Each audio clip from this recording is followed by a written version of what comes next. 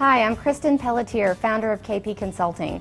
For my 20 years in dentistry, I know that one of the biggest challenges for every practice is keeping their patients active in the practice.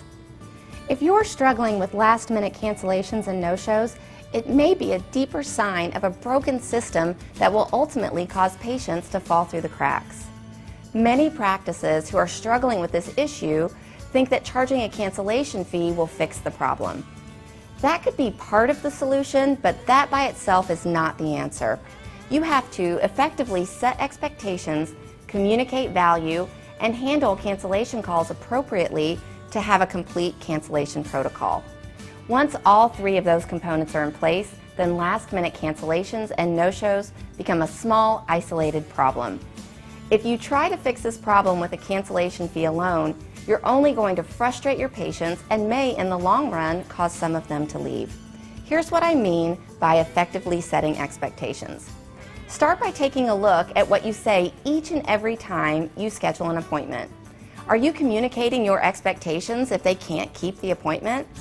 An example of a good communication when you're making the appointment is as simple as saying, "Mr. Patient, I'm reserving an hour on my schedule for you next week. And because we're reserving this time just for you, we ask that you give us a minimum of 24 hours notice if you need to make a change." This language does two things.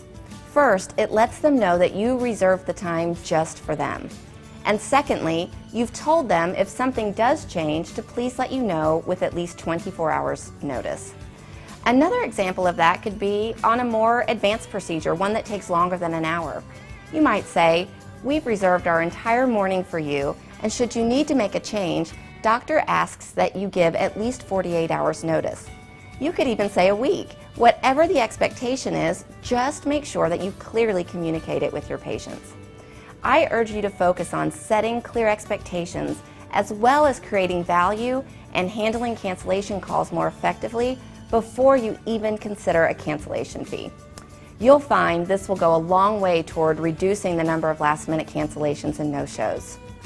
After all of this is in place, then you can consider how a cancellation fee will add the final touch to your entire cancellation protocol.